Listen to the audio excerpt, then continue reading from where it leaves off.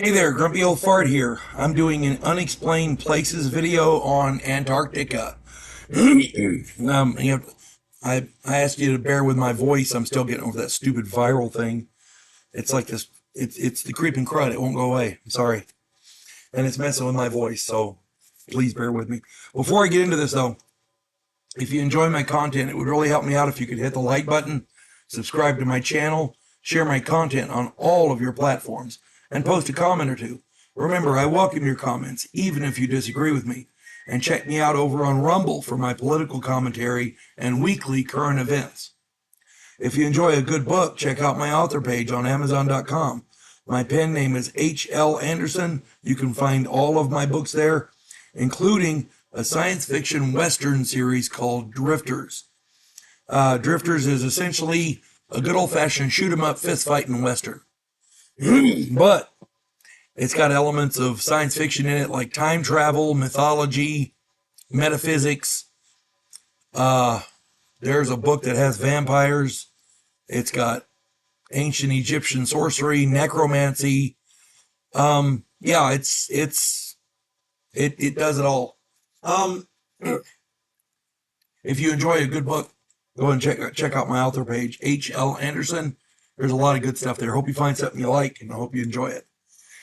All right, here we go. Antarctica has long been the subject of stories and conspiracy theories, which many people believe to be too far-fetched to be real. What we do know about Antarctica more than qualifies that continent as mysterious and unexplained.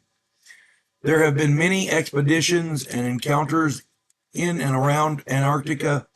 For example, in the late 1930s, the Nazis sent at least one expedition to claim and colonize Antarctica. They called it New Schwabenland. New Schwabenland. In 1947, Operation High Jump routed a serious naval battle group to Antarctica. The stories go that there was a big battle down there between some unexplained people, what looked like UFOs, maybe Nazi UFOs, we don't know. But the point is that as the story goes, that naval group limped back to harbor. They had beams that were cutting ships in half. I don't know how true that is, but we do know that Operation High Jump went to Antarctica. Excuse me, in 1947. In 1963, an American ship spotted an iceberg in the area with telephone poles and debris.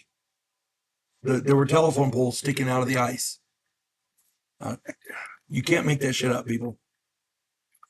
During the Cold War, many nations, including the Union of Soviet Socialist Republics, Russia, set up research bases in Antarctica. Over the years, there have been many reports of strange tracks and odd cryptids, such as huge spider-like creatures, giant furry humanoids, gray aliens, ancient life forms frozen in the ice, secret laboratories doing genetic research. They're supposedly combining the traits of various creatures. Some of them were the ones frozen in ice. And these labs were reportedly American, Chinese, Russian, British, and others. Pyramids on and under the ice have been reported.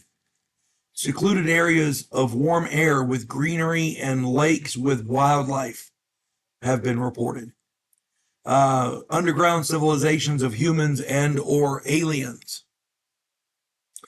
There's a vast lake called Lake Vostok, and it's under the ice. And apparently, according to the story, this lake is populated with shape-shifting creatures. They started out looking like octopuses and started changing shape into different things. Gravimetric, magnetic, and atmospheric anomalies are common. The place is weird. For years, stories have persisted of various settlements, bases, or civilizations under the ice. Most of these seem fanciful. I doubt anyone really took them seriously.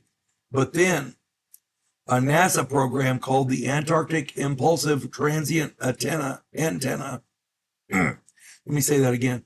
The Antarctic Impulsive Transient Antenna. Sorry about my voice.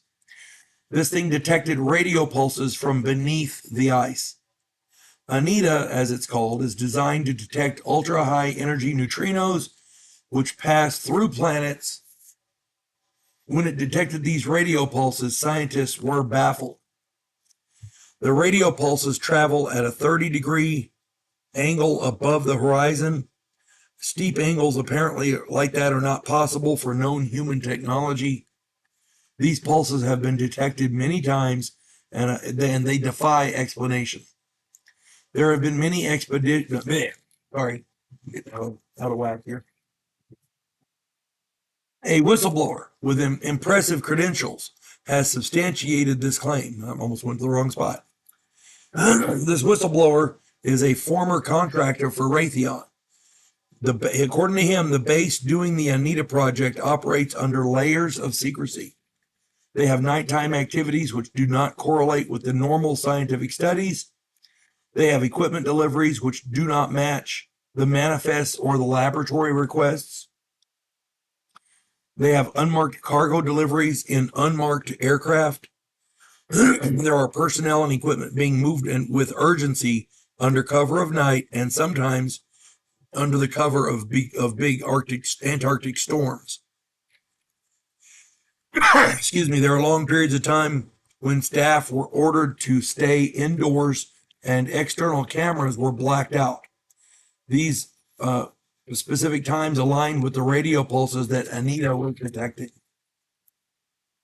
Once the signals were detected, areas became restricted, flights were diverted, and mysterious people were commonly seen in the facility. These mysterious people had no name tags or rank insignia. They spoke to nobody else, and they avoided contact with the staff. They even ate separately from the staff. Civilians were systematically rotated out and replaced with military personnel. These mysterious people avoided those personnel as well. The whistleblower overheard these mysterious people discussing things like directed energy systems, geophysical scanning, and harmonic amplification. The mysterious people seem to be working on a project known as the Vault. We have no idea what that is. Nobody can find it in any records. What all this boils down to is that there is a frozen continent on our world that we know almost nothing about.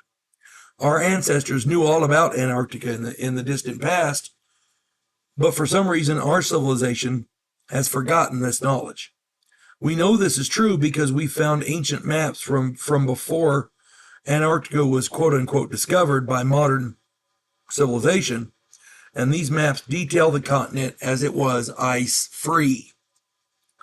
I talked about this in some videos on maps in the past.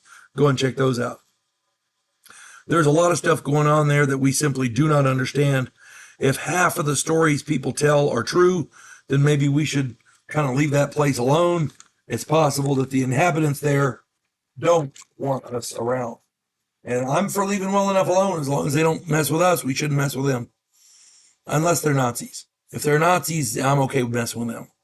But anyway, I hope this finds everybody well. You folks have a good one. God bless one and all.